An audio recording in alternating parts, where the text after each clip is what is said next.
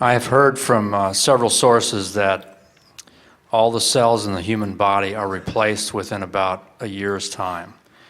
One person I know has diabetes, and her pancreas has not worked for decades. Another has a nerve injury that prevents her hand from working. How can we vibrationally create the perfect cells to regenerate the body part that is not functioning properly? Let's look at a physical body and all of its cells, many of them, trillions, hard to count. Imagine a very small community, and you've been watching them from a distance, and you notice that they have some very destructive beliefs. And some wise person says to you, well, don't worry about this village, because in time, all of these people who are now here practicing these not beneficial beliefs will be dead, and they'll be replaced with a whole new village. And you say, well, that does give me hope. And then you say, will they all die at the same time? And will they all be replaced at the same time? And then someone wise says to you, no, some of them will go and more of them will come, and some of them will go and more of them will come.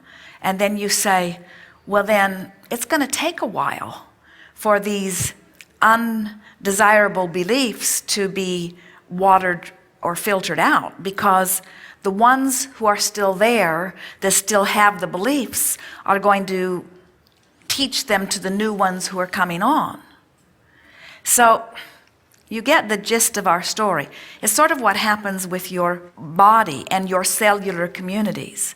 Once the cells in a particular area of your body begin behaving in the way that they do, they have the same power of influence that anyone does to anything that is near.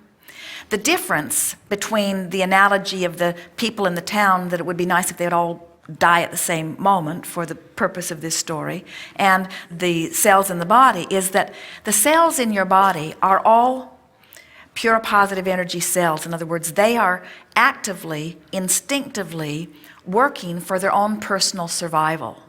Something that we've been trying to get all of you to do, at least in these hours that we've been discussing here today. We want you to more selfishly approach your own experience.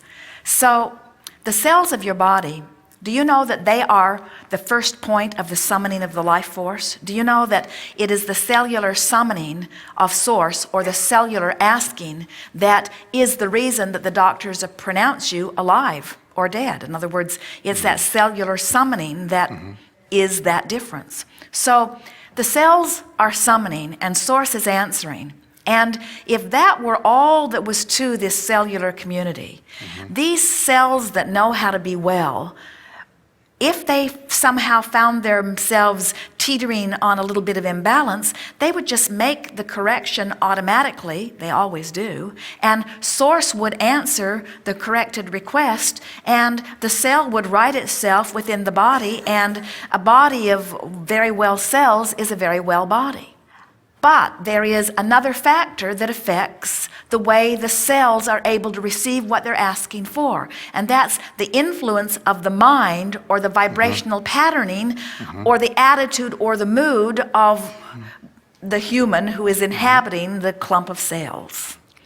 So now, what was your question again? So since this process is going on, and what I want to do is get younger, or I want to heal a part of my body, I have a scar, and I know that all the cells are going to change out in that piece of skin in a short period of time. Vibrationally, I want to be able to instruct the cells, not instruct the cells, but vibrationally, I want to allow the better words, because to take place. But hear the difference, because you caught yourself in a very wise way. Hear the difference between taking it upon myself in a sort of action journey way to instruct the cells, and taking the emotional journey, which means just find something to feel good about, get out of the way, and allow the cells to receive what they've been asking for. And that really is the key to healing. The key to healing is starting with the premise that is accurate, that well-being is the basic nature of the body, and then doing whatever it takes to keep yourself from interrupting or keeping that from happening. And then the next step in that progression is understanding that if you are interrupting or inhibiting the well-being, you're feeling negative emotion at the same time. Negative emotion is the indicator that you're doing that. So do your best to feel as good as you can feel emotionally, and you take care of everything, you see. But can that be directed at a specific part of the body? Yes, but you don't need to be the one that does it. By your directing it to a specific part of the body, usually causes you to focus upon what's wrong, so your efforts are counterproductive. Okay, that makes sense.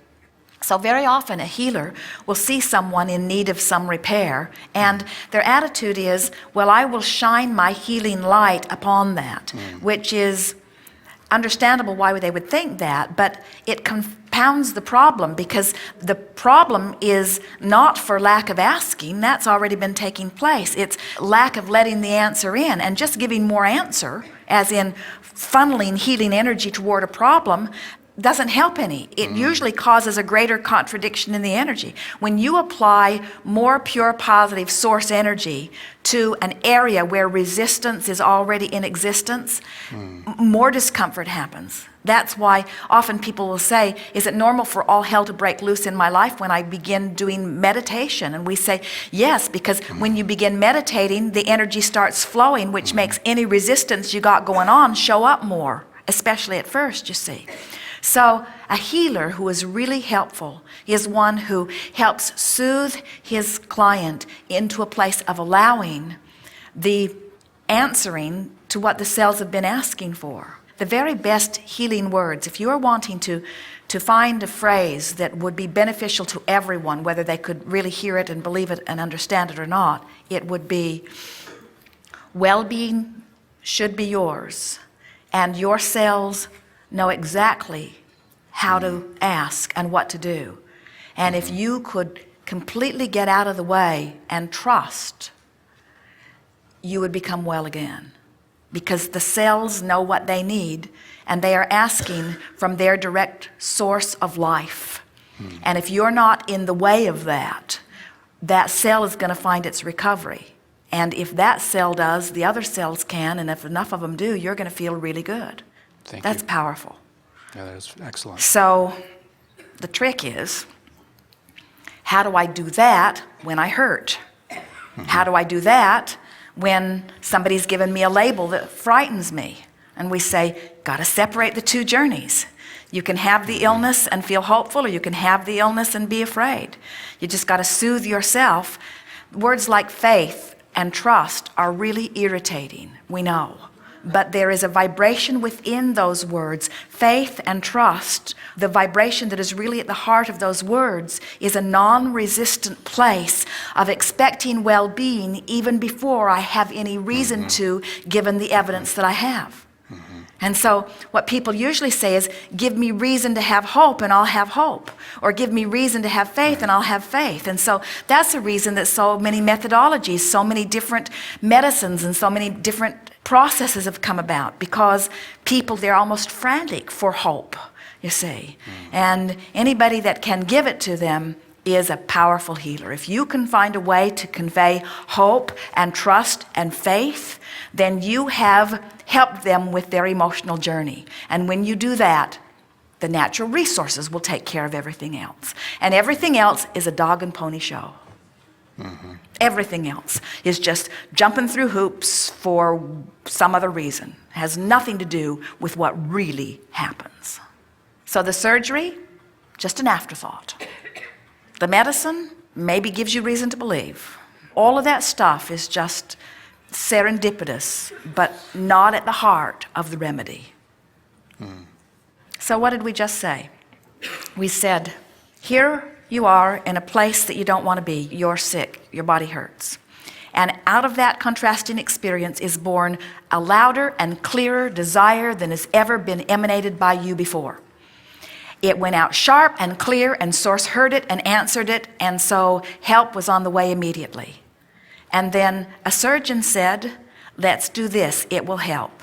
And those words soothed you into allowing the remedy that you were seeking. Or someone said, here's an herb, and your belief in them caused you to allow, and so you did. In other words, alignment, we don't care how you get it. Any way you can get it is just fine. We're not trying to guide you away from surgery or away from herbs or away from medicines or away from methodology or away from sound machines or away from anything. We're not trying to guide you away from action. We're just guiding you to tending to your emotional journey first, and the action will come so much easier. Thank you. Yes, indeed.